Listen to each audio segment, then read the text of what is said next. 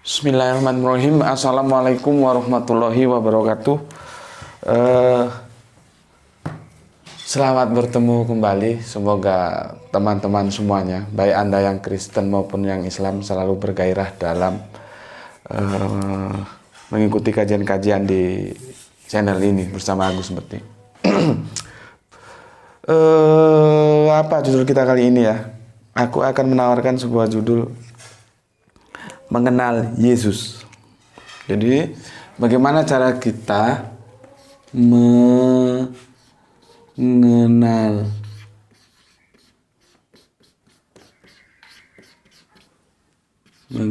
Yesus.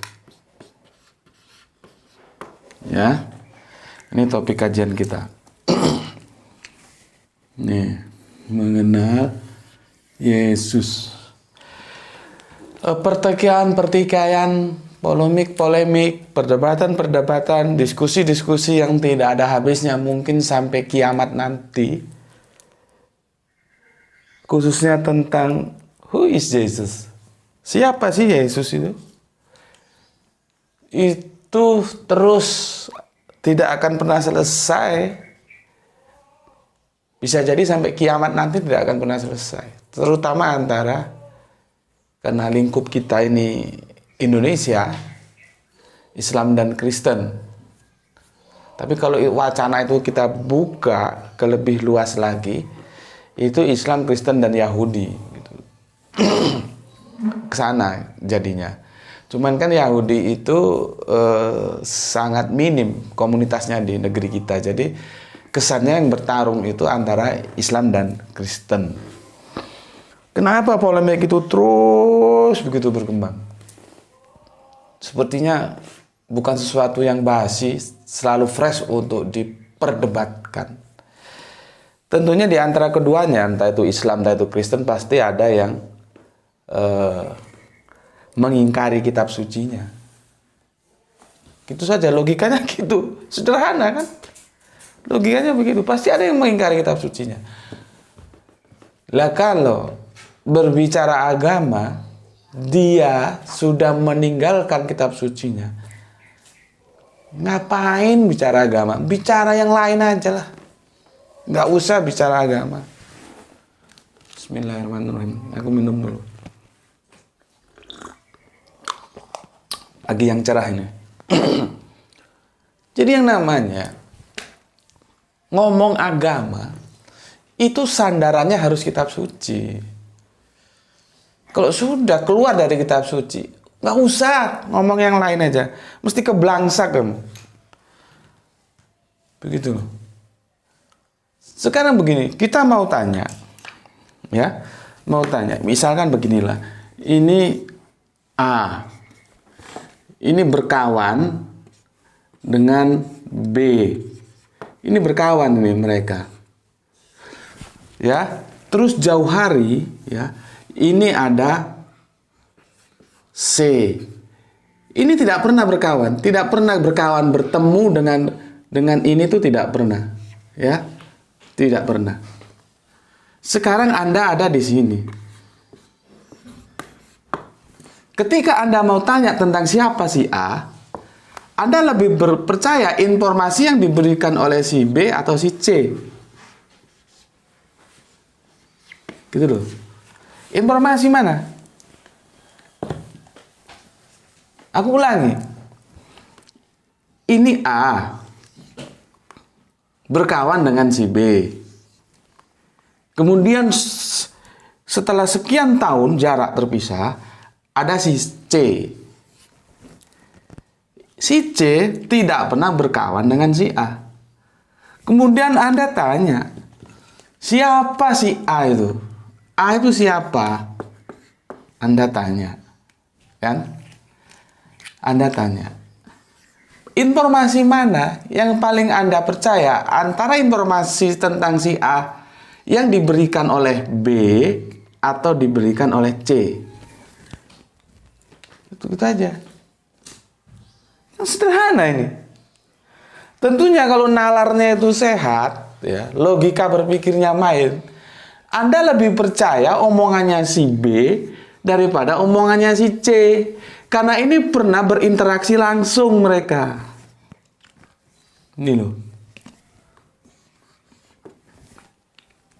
Syukur-syukur kalau Anda bisa ke sini langsung, itu juga lebih bagus. Cuman kan waktunya nggak ada, nggak sama.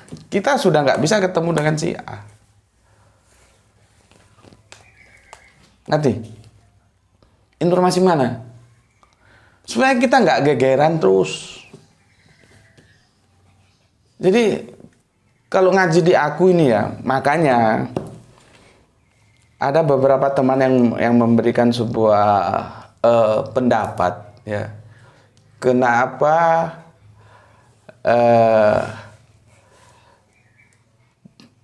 kajian-kajian ini begitu menantang gitu ya.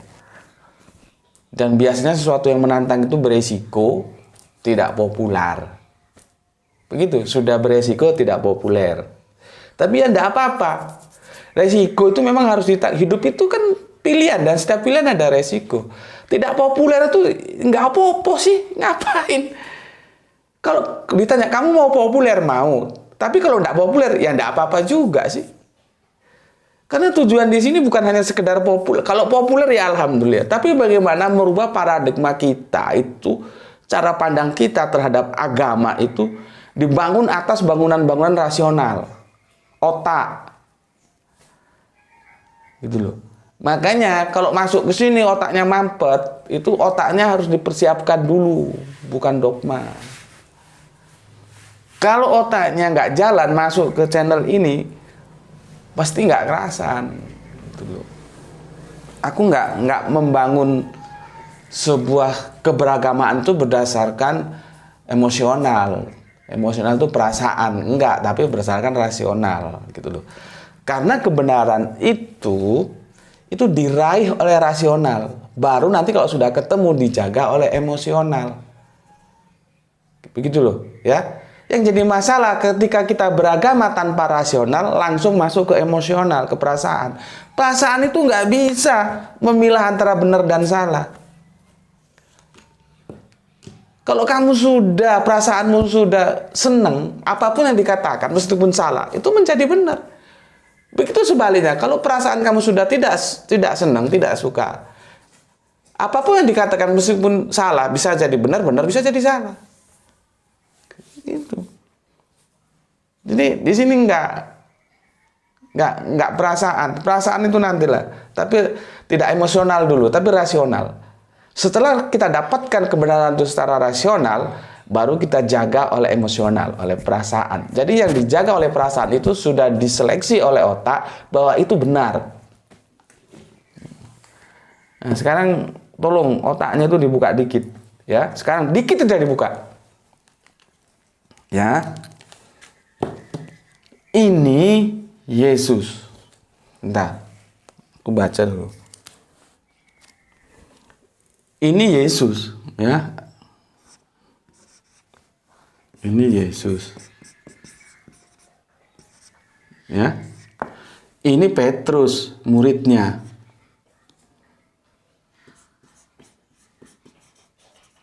Ya. Ini yang bukan siapa-siapa ini. Tukang dogma gitu aja lah. Bapak-bapak gereja atau apa. Ya. Nih. Ini kau. Ini kau nih. Kalian semua ini. Kalian semua. Ini ya. Bentar, habis ini. Ganti lagi. Boros juga ya, cepat habis. Ya, ini kalian semua sekarang. Sekarang ini, kalian sekarang. Kalian mau tanya, bingung kalian, mau tanya, siapa Yesus? Kamu lebih percaya omongannya Petrus, yang ini muridnya Yesus, Apa kamu lebih percaya ini omongannya tukang dogma? Itu aja loh. Jadi saja ini nggak ruwet kalau kalian mau taat terhadap kitab suci. Ketika kamu mau bertanya siapa Yesus itu, karena Yesusnya sudah nggak ada, kan? Yang tertinggal Petrus. Tanya sama Petrus, kamu lebih percaya Petrus atau lebih percaya omongan tukang dogma tentang siapa Yesus? Supaya kamu bisa mengenal Yesus dengan benar.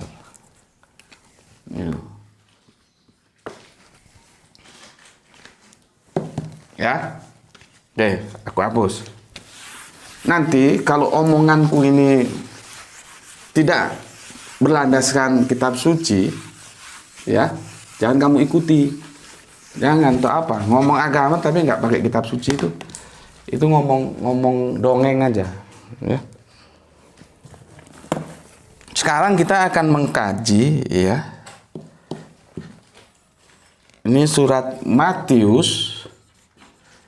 Udah punya Bible belum? Udah punya Al-Quran belum? 16. Ya. Ayatnya 13. Ya, sampai 20. Ya. Ini yang kita kaji. Perikopnya pengakuan Petrus. Pengakuan Petrus. Nih, kita baca ya. Nih. Tapi nggak ngarang. Argumentasi Alkitabiahnya ada. Itu ya. Saya minum dulu. Bismillahirrahmanirrahim.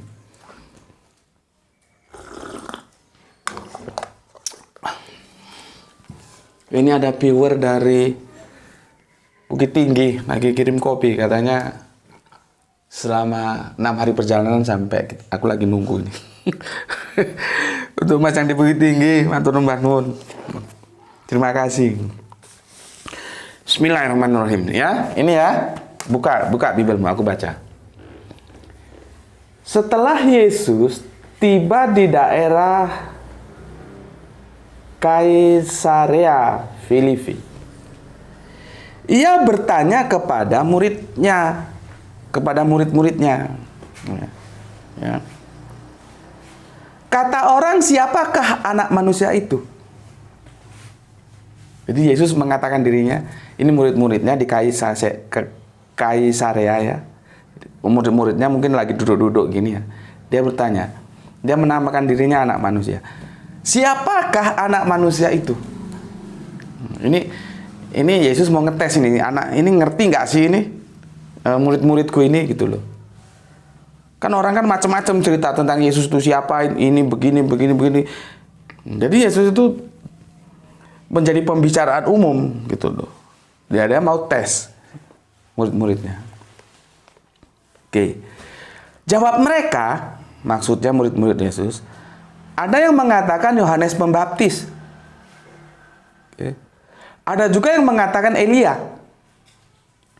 Dan ada pula yang mengatakan Yeremia.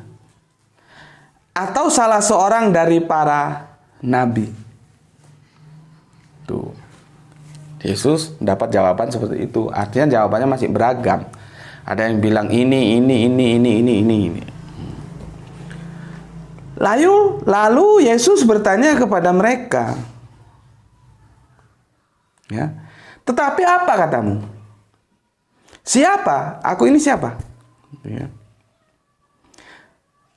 Maka jawab Simon Petrus. Ya, yang jawab Simon Petrus ya. Bukan tukang dogma. Bukan orang yang nggak pernah hidup dengan Yesus yang jawab. Yang jawab itu Simon Petrus, muridnya. Otaknya dibuka biar ngerti. Biar nggak rame di sini aja. Ya. Maka jawab Simon Petrus, engkau adalah Mesias, anak Allah yang hidup. Aku tulis. Apa jawab Simon Petrus? Engkau adalah Mesias, anak Allah yang hidup. Ini Petrus ini yang jawab. Ya, kamu perhatikan diksi ini, kamu perhatikan. Kamu perhatikan diksi-diksinya, nanti narasinya seperti ini. Engkau adalah Mesias, anak Allah yang hidup. Oke. Jadi kritik teks itu begini. Kita perhatikan alur ceritanya gimana, terus mau kemana ini bicara gitu. Makanya aku kadang-kadang nggak kasih jawaban untuk kalian tuh ketika aku ngisi kajian materi lain, kamu tanyanya lain. Orang ke kiri, kamu ke kanan, wis karepmu wis. Karepmu. Enggak nyambung gitu. Oke, ini jawaban Petrus. Lalu apa komentar Yesus? Kata Yesus kepadanya, lihat apa kata Yesus. Berbahagialah engkau Simon bin Yunus, sebab bukan manusia yang menyatakan itu kepadamu, melainkan Bapa-Ku yang di surga. Jadi apa yang dikatakan Simon itu klop dengan apa yang dikatakan Bapaknya Yesus yang di surga. Siapa Bapaknya Yesus yang di surga? Allah. Di era perjanjian baru dalam bentuk sebuah keakraban itu sebutannya menjadi Bapa, Aba, Abi. Jadi Ibraniun, Arabiun itu sama. Orang leluhurnya sama dari Bapak Abraham kok. Ini. Ya, dengan sebuah keakraban manggilnya Bapak. Maka di dunia Katolik terus ada Romo yang kita transit Romo. Rama itu juga Bapak. Nanti kita akan bicarakan bagaimana kata Rama itu bisa masuk dalam kekatolikan di Indonesia. Sehingga setiap Romo, setiap Rama itu mindset orang Indonesia langsung tertuju pada Katolik. Bagaimana ceritanya? Padahal itu Rama dan Romo itu adalah sebutan bahasa daerah di Indonesia, Jawa, Madura, itu menggunakan itu untuk memanggil Bapak. Itu nanti kita bicarakan tentang interaksi agama dan budaya. Oke? Dan aku pun berkata kepadamu, engkau adalah Petrus, dan di atas batu karang ini aku akan mendirikan jemaatku, dan alam maut tidak akan menguasainya. Kepadamu akan kuberikan kunci kerajaan sorga. Apa yang kau ikat di dunia akan terikat di sorga, dan apa yang kau lepaskan di dunia ini akan terlepas di sorga. Lalu Yesus melarang murid-muridnya supaya jangan memberitahukan kepada siapapun bahwa ia Mesias. Sampai detik ini, aku belum mendapatkan jawaban yang memuaskan. Mungkin kalian ada yang bisa jawab. Kenapa Yesus melarang? Ya. Kenapa? Lalu Yesus melarang murid-muridnya supaya jangan memberitahukan kepada siapapun bahwa ia Mesias. Kenapa Yesus melarang? Tahu kan ya? Itu nanti bisa kita kaji di kajian berikutnya. Tapi intinya, ketika Petrus mengatakan bahwa Yesus itu engkau adalah Mesias, anak Allah yang hidup, Yesus, Kanjeng Nabi Isa membenarkan ini, tidak menyalahkan ini. Bahkan mengatakan, Bapakku yang di surga mengatakan demikian. Jelas? Ini Petrus yang ngomong, bos. Kamu percaya sama tukang dogma, percaya dengan Petrus. Gitu aja. Ini kan bagaimana mengenal Yesus berdasarkan kitab suci. Dan teksnya begini jelas. Engkau adalah Mesias, ya, anak Allah yang hidup. Perhatikan diksi anak Allah. Yang ini akan menjadi diskusiku dengan Dr. Deking Gadas, tapi sampai sekarang nggak jelas apakah itu bisa terrealisasi atau tidak, karena aku tidak mau dan tidak suka, karena aku tidak bisa menikmati diskusi pakai apa namanya itu, Zoom atau apa itu nggak ngerti aku. Gitu. Aku akan menikmati sebuah diskusi itu bila kita bertatap langsung di darat. Kita bisa saling diskusi, saling menjelaskan, saling mengenal. Nanti kan bisa jadi tambah saudara, banyak teman gitu loh. Soal iman nanti itu urusan masing-masing lah. Tapi setidaknya sebagai pengetahuan kita bisa saling bertukar pikiran. Jadi agama itu sangat terbuka untuk didiskusikan, tapi dengan hormat. Ya, kita hormati perbedaan-perbedaan antar iman yang berbeda ini. Gitu. Nggak boleh, agama itu nggak boleh dihujat. Agama apapun nggak boleh. Dan agama apapun harus dihormati. Gitu. Ya, makanya kalau ada menghujat agama itu, apakah dia beragama? Jadi kan orang tanya begitu. Karena nggak ada agama ngajarin untuk menghujat agama orang lain. Ya, oke. Di sini engkau adalah Mesias, anak Allah yang hidup. Oke, aku ulangi tentang diskusiku tentang rencana itu.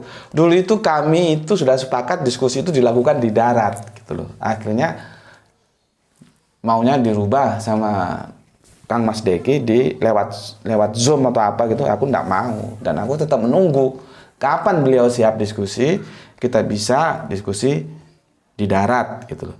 Bahkan aku mempersiapkan diriku. Misalkan, ya kita bikin sebuah acara seperti dosen tamu di kampusnya beliau yang menjadi rektor, kalau nggak salah ya, rektor atau dosen gitu. Kan nggak masalah, kan bagus-bagus aja sih. Gitu. Tapi jangan bayangkan kalau diskusi lintas iman itu terus akan main hajar, main sikat. Itu kan, itu preman terminal yang begitu itu. Sementara kita ini orang-orang berpendidikan punya perspektif akademik gitu loh. Jadi jangan sesuatu yang dianggap, oh gimana ya, orang diskusi aja kok, lakukan secara baik. Ya, oke. Engkau adalah anak Allah yang hidup. Artinya apa? Yesus itu anak Allah. Ya, jangan kamu balik menjadi Allah anak. Nggak ada. Yesus nggak pernah disebut Allah anak. Nggak ada. Ini nggak ada ini. Nih, kamu buka ini. Kamu buka ini ya. Kamu ngaji supaya kamu bagaimana cara menghormati Yesus itu dengan benar berdasarkan kitab suci. Pernah nggak Yesus disebut Allah anak? Masalahnya ini dua diksi bisa berbeda antara anak Allah dan Allah anak ini berbeda, bos. Kalau kau ngerti bahasa ini berbeda. Nggak sama. Ya, nggak pernah. Yesus itu selalu disebut anak Allah, bukan Allah anak. Ngerti? Sampai sini, aku pesankan, taat. Taatlah sama kitab suci. Apa aku meleset ngomong? Ada yang bertentangan dengan ini? Kamu baca ini, pengakuan Petrus. Ya. Handphonenya Bapak ambilin. Yang itu, yang ini. Iya. Semoga ini bisa membuka wacana baru kalian. Ya, otaknya itu dibuka sedikit aja lah. Sedikit aja untuk beri ruang untuk kamu berani mendekonstruksi keimananmu berdasarkan informasi yang aku berikan. Ya. Ini aku ini mas apa ini sebentar. Aku ini gaptek. Jadi kalau ngasih komentar itu yang biasa-biasa saja gitu loh. Jangan bikin ribet aku gitu ya. Ini ya ada komentar gini. Mas Hagen Lim. Mas atau Mbak ini semoga, karena kalau gambarnya cowok, semoga benar aku, Mas. Maaf kalau keliru. Begini komentarnya. Assalamualaikum. Sehat, Gus. Semoga kesehatan dan limpahan rezeki selalu tercurah. Nah ini, selalu tercurah. Sebentar. Enggak. Semoga kesehatan dan limpahan rezeki selalu tercurah kepada sampean. Ya Gus. Oke, itu titik. Terus kajian Anda itu sebenarnya sangat menarik, berkualitas dan unik. Menariknya yaitu tema yang disaji terputus dia. Terputus, nggak tahu apa. Nah, ini kalau aku mau lihat, mau jawab, aku klik gini kan, lihat chat. Dia hilang. Nah, gimana aku mau bisa kasih komen? Gitu loh. Dia hilang, aku nggak tahu larinya kemana, gitu loh. Itu yang maksudku, jangan bikin ruwet aku lah. Nulis yang gampang aku bisa kasih jawaban gitu. Ya, kalau gini kan ngerjain aku ini bukan orang yang paham IT. Untuk apa waktuku habis di IT? Mending aku belajar baca buku, baca yang lain gitu ya. Ini bukan hanya untuk Mas Hagen ya, untuk semuanya gitu. Jadi bikin yang enak-enak aja gitu ya. Jangan bikin yang ruwet-ruwet gitu. Seperti ini, tak klik ini. Nah, hilang dia. Aku nggak bisa ngasih jawaban gitu. Oke, ini hanya contoh aja. Artinya bukan hanya tertuju kepada Mas Hagen. Kebetulan ini bisa aku jadikan contoh supaya kalian ngerti. Bikin tuh komen yang aku bisa jawab. Kalau ini dia hilang. Nah, hilang dia. Aku nggak ngerti carinya di mana. Ya. Untuk Mas Hagen, terima kasih apapun tanggapan Anda, apresiasi Anda terhadap channel-channel kajian di sini. Aku ucapkan terima kasih, tetapi sebagai manusia samalah kita, ada benarnya ada salahnya. Jangan bosan-bosan kalau ada kritik, ajukan aja kritik ya. Selama itu kritiknya benar ya aku terima, selama nggak benar ya aku jawab, aku bantah, gitu aja, gampang ya.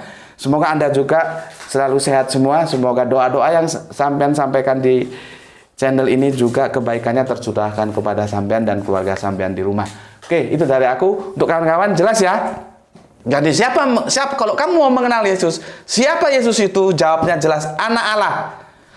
Apakah Yesus itu Allah anak? Tidak. Karena Alkitab mengatakan berdasarkan informasi informasi Petrus yang dia pernah menjadi murid dan hidup berinteraksi langsung dengan Yesus, mengatakan Yesus itu anak Allah. Petrus tidak pernah mengatakan Yesus Allah anak. Makanya kalau ada omongan-omongan lain yang itu tidak pernah hidup dengan Yesus, tidak pernah berinteraksi, ya kita sebutnya tukang-tukang dogma itu. Anda tinggal pilih, Anda percaya tukang dogma atau percaya pengakuan Petrus. Kalau Anda percaya terhadap pengakuan Petrus, maka harus Anda percaya bahwa Yesus itu anak Allah dan bukan Allah anak. Oke, itu dari aku. Selamat berkarya. Aku juga mau ada kesibukan lain. Assalamualaikum warahmatullahi wabarakatuh.